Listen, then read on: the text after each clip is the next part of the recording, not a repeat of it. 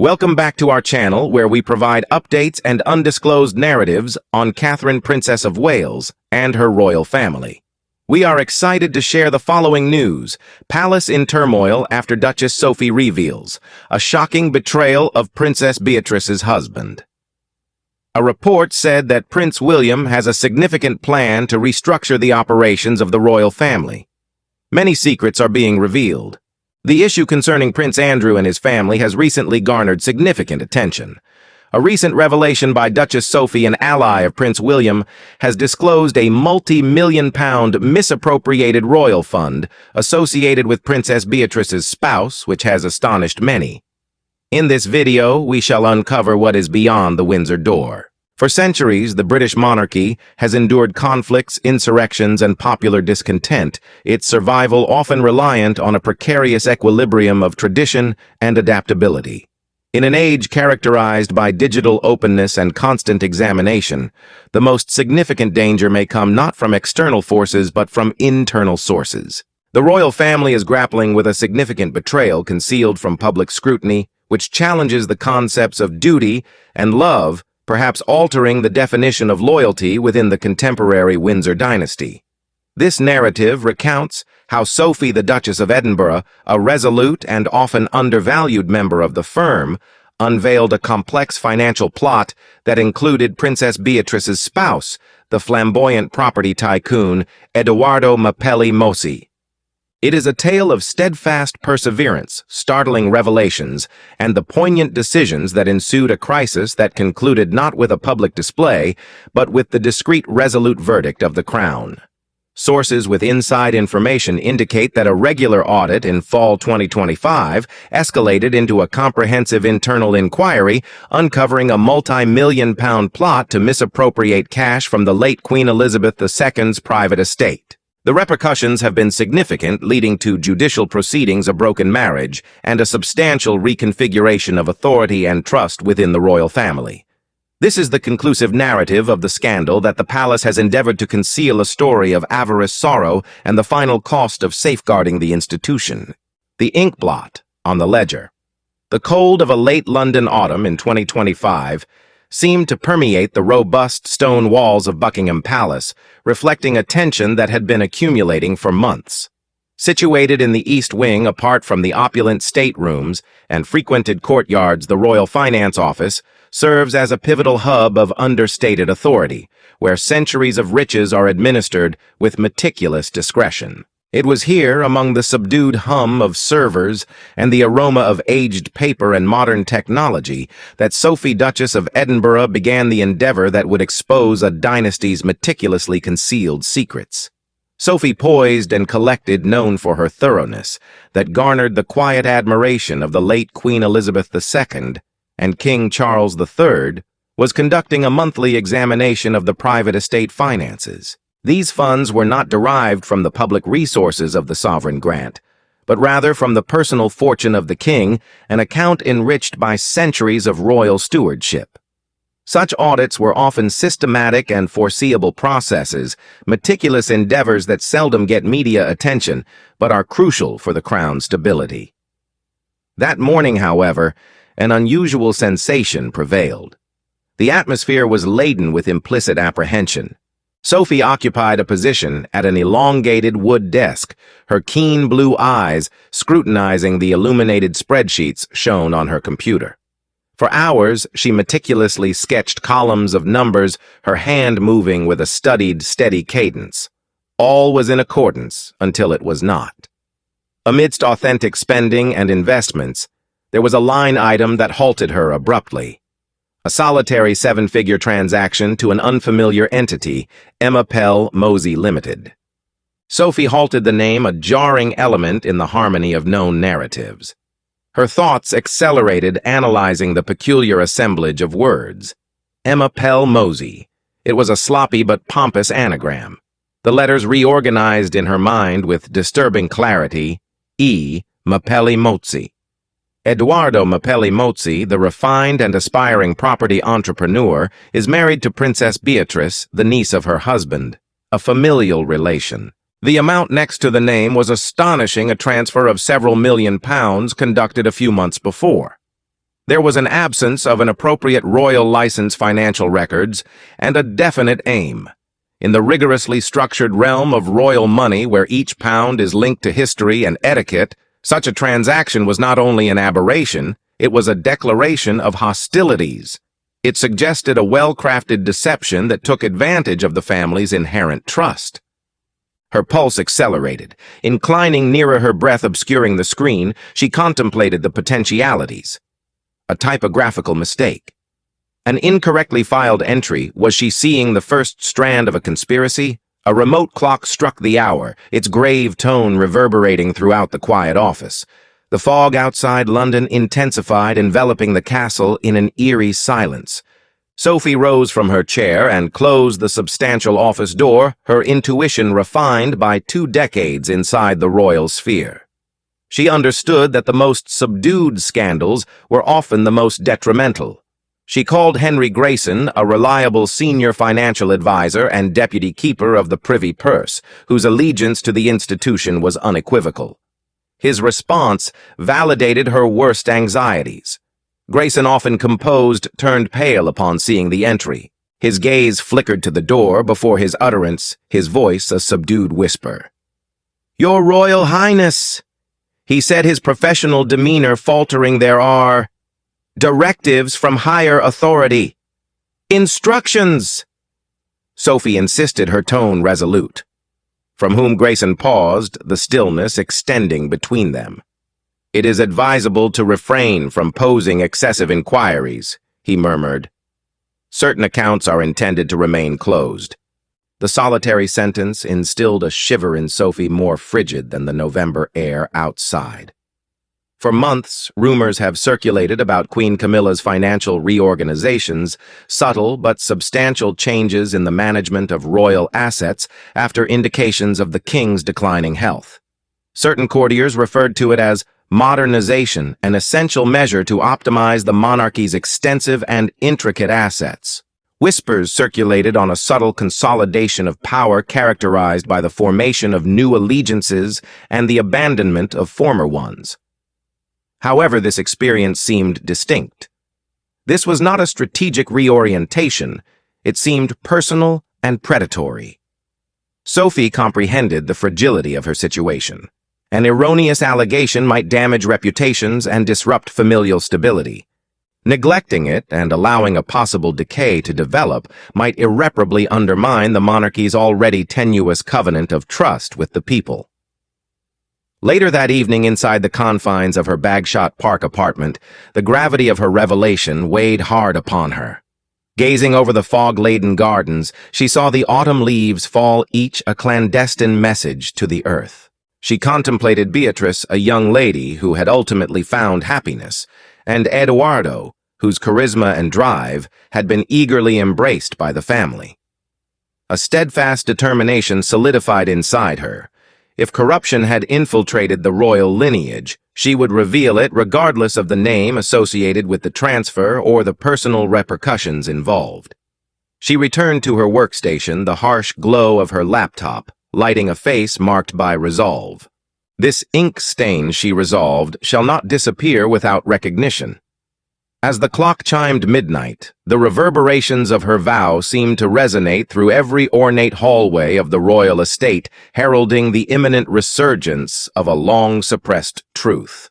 The Shadow Inquiry. As autumn's vibrant hues yielded to the austerity of winter, Sophie's inquiry intensified, metamorphosing her from a regal duchess into a forensic investigator. Her study at Bagshot Park transformed into a command center, its surfaces obscured by spreadsheets, encrypted data, and evidentiary bits that only she could assemble. The weekly finance committee meetings, hitherto a sanctuary of courteous procedure, transformed into her battleground. Eduardo Mapelli Mozzi often occupied the position at the forefront of the polished table at Clarence House. At 42, the Italian-British real estate magnate had an innate charm that enthralled the audience. His superbly made clothing, meticulously styled haircut, and keen scrutinizing gaze epitomized contemporary success. He captivated the committee, particularly the younger royals, with polished presentations on strategic modernization. His slides radiated with assurances of ambitious European property initiatives, rejuvenated royal assets via public-private partnerships, and impressive profit forecasts. He discussed transforming the monarchy into a vibrant, progressive institution suitable for the 21st century. The younger royal generation, including Beatrice, listened intently, captivated by his vigor and vision. They recognized a remarkable inventor capable of ensuring their future. Sophie, positioned silently at the table's far end, saw something quite different. She saw peril. Adorned in a high-necked blue dress and with impeccable posture, she observed, listened, and took detailed notes. Numerals constituted her vernacular, conveying secrets that seemed inaudible to others. A $2.7 million land purchase claim that ultimately reflected $1.9 million in the final accounts. An abrupt, excessive payment to an obscure consulting business that, upon further investigation, she traced directly to a subsidiary of Eduardo's Banda property group. The disparities were nuanced, well concealed among the many expenses of doing company, and almost imperceptible unless one has precise knowledge of where to examine. Her hand, firm and confident, encircled each oddity in red ink.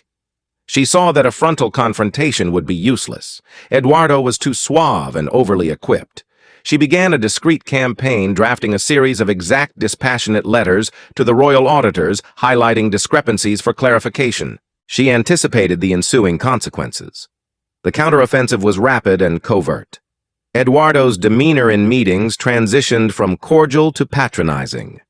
He started a gradual process of isolating her by accidentally excluding her from crucial email threads, arranging significant follow-ups during her absence, and insinuating to others that the Duchess of Edinburgh was stuck in the past, incapable of comprehending the intricacies of contemporary finance. He depicted her as a prudent traditionalist, obstructing advancement. Nonetheless, Sophie tolerated the affronts, her outward reticence serving as an effective defense. Each effort to marginalize her just intensified her determination. Subsequently, the first packet arrived. It came on a wet morning, slipping under her study door. No postage, no sender, only her name inscribed in bold block letters. Enclosed was a solitary piece of paper with a disquieting, anonymous message. If you were aware of the true destination of the funds, you would be unable to sleep again. Below the printed letter were photocopy invoices, indistinct but readable. They specified an $850,000 remittance to an offshore account in a recognized tax haven. A signature, subtle but obvious, appeared at the bottom: Eduardo M. Mapelli Mozzi. Sophie's heart thudded against her ribs. She secured the door, arranged the documents on her desk, and started the meticulous task of cross-referencing dates, account numbers, and signatures. The tempest outside assailed the windows, although she hardly acknowledged it. By daylight, she was convinced the financial evidence was authentic, and this was proof of intentional obfuscation. The familial environment became more frigid. Soft murmurs trailed after her along the royal corridors. Beatrice, formerly warm and friendly, suddenly seemed aloof, her dialogue strained. Her eyes, obscured by a blend of defensiveness and trepidation, averted Sophie's gaze. Was she safeguarding her spouse, or was she a casualty of his deceit?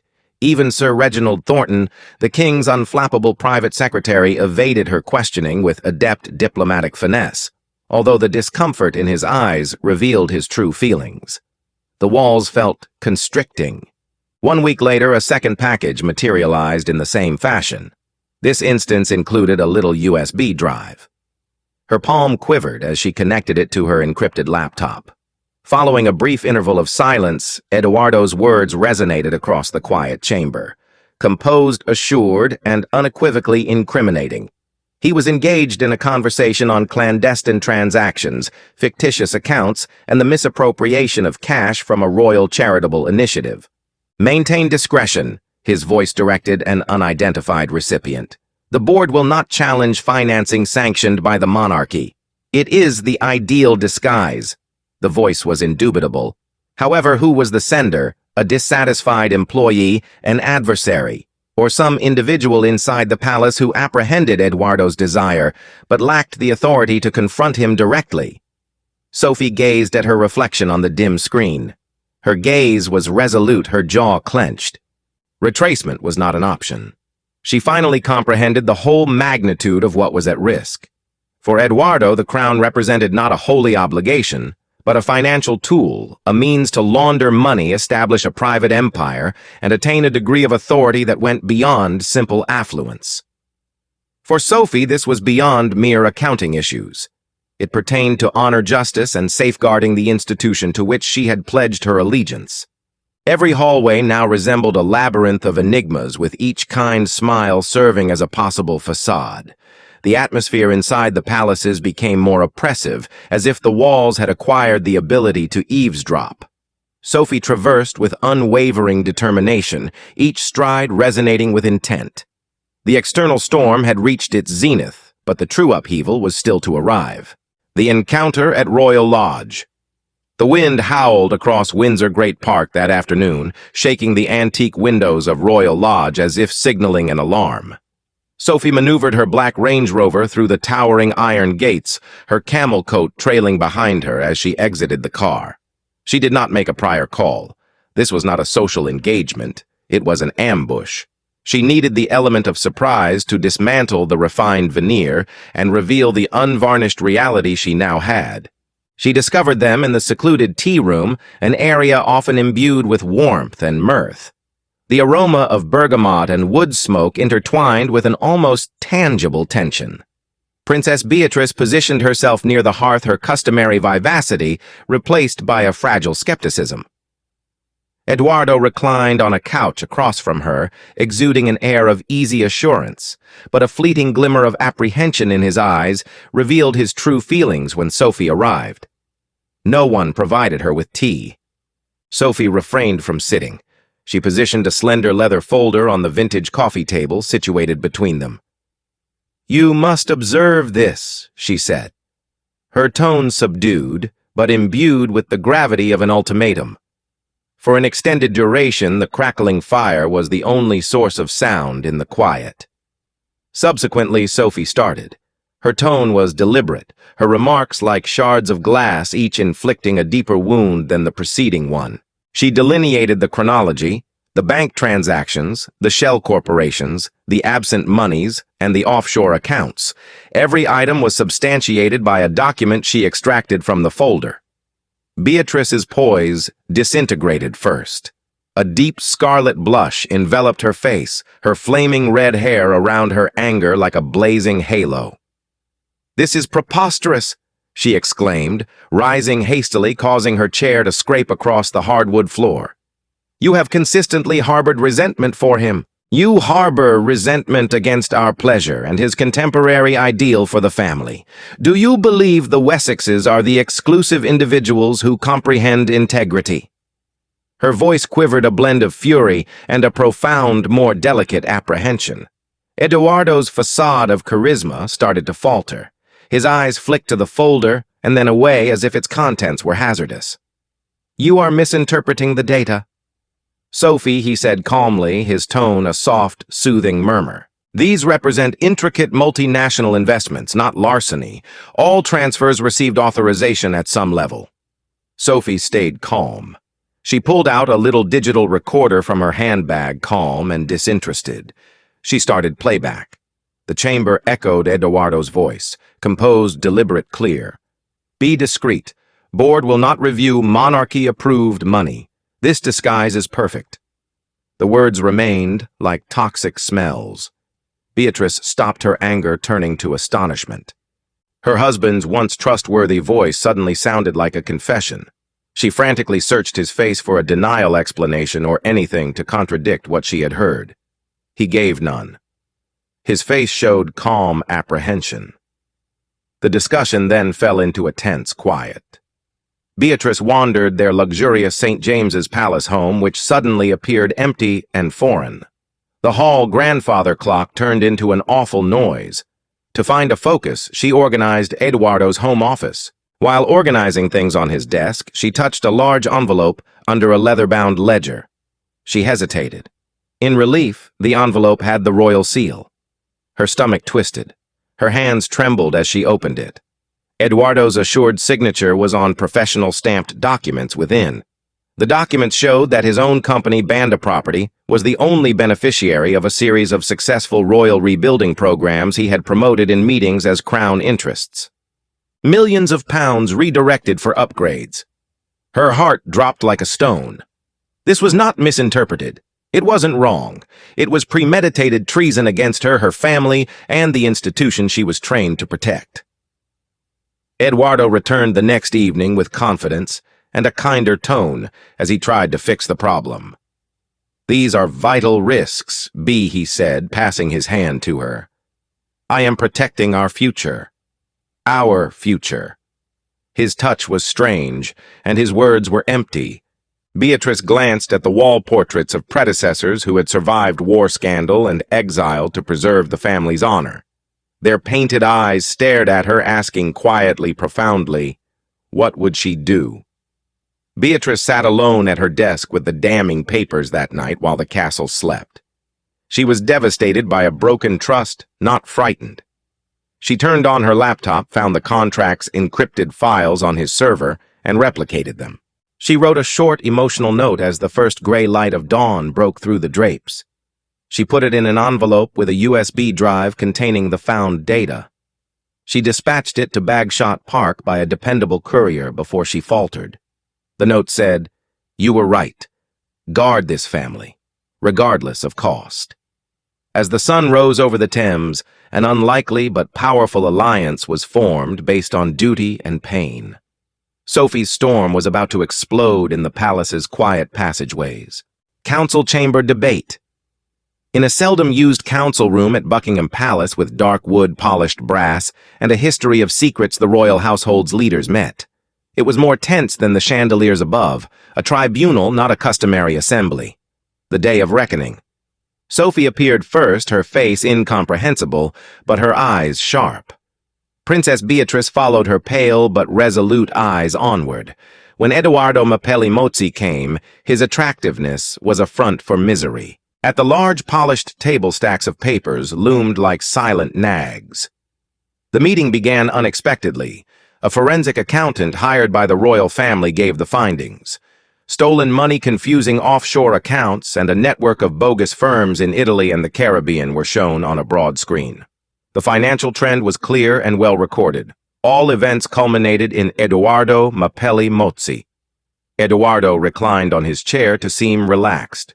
He spoke after the lecture, his voice fluent yet strained. "This is an insane fabrication," he added, looking around the table at the solemn faces. "A deliberate smear effort by my opponents to harm my reputation and delay the essential improvements I have advocated." He wrote about the good outsider unfairly accused by a bitter and outdated elite, glaring at each eye. He was nearly convincing for a moment. He became more arrogant. He responded, "I have done no wrongdoing," raising his voice. "This whole process degrades this institution." He hit the table with his palm, making a soft but audible thud that interrupted the room's decor. Beatrice had white knuckles from staying motionless in her lap throughout the speech. Her heart raced with pain and determination. She spent nights rehashing his deceptions, prevarications, and late-night calls he claimed were work-related. That morning, the palace lawyers authenticated the final piece of evidence, the contracts she had found, and she saw only one option. Her rise was gradual. The room quieted. Eye contact shook Eduardo's confidence. Her feelings were filled with infinite anguish, while his manifested primordial horror. She took one page from the folder and pulled out the contract naming his business as the receiver of a royal project torn, but with the royal seal and his signature. She stayed mute. She placed it on the table before him. Members of the council leaned forward. Eduardo glanced at the paper. The color disappeared from his pale face. The charming and brilliant facade broke into countless pieces. "This is a deception," he said in dread. "You were duped, Beatrice. My character is better understood by you." His fist hit the table again, jolting the crystal water glasses. Gasping echoed around the room. The shocking sight of a guy entangled replaced regal protocol. The revered head of the royal household, who had served 3 monarchs, spoke mournfully. "Mr. The Bank of Italy validated the payments according to Mapelli Mozzi. As consulting fees, your company's subsidiaries put funds into personal accounts. Evidence is conclusive. Eduardo slumped. He was overcome with vulnerability. His proud and ambitious facade collapsed. No movement from Beatrice. Her silent tears sparkled beneath the golden lights. She eventually spoke in a whisper, but it rang through the room like steel. She replied, "No one." Her gaze fixed, taints this residence. Every sentence was tinged with the agony of a heart that had broken to rescue something greater. Eduardo looked at her one final time, the woman who had unconditionally loved and trusted him and saw only unbearable anguish. 2 Royal Protection Command members approached softly. Conflict did not exist. As they escorted him out of the room, his country identity and position alongside a princess vanished. The council chamber sank into a deep silence, as if the walls regretted the tragedy they had seen. A royal legacy was maintained at the sacrifice of love lost for duty. The effects and distinction legacy. The event had swift and subtle consequences. The palace made no big announcements. Detecting deterioration within the crown, eliminated it with surgical precision. Eduardo Mapelli Mozzi was quietly and brutally erased from the royal family's history. His privileges, titles, and ties to the elite vanished. The law progressed as expected regardless of royal allegiance. The CPS charged embezzlement, fraud, and money laundering. The trial was modest and limited to protect the royal family's privacy, yet it was decisive.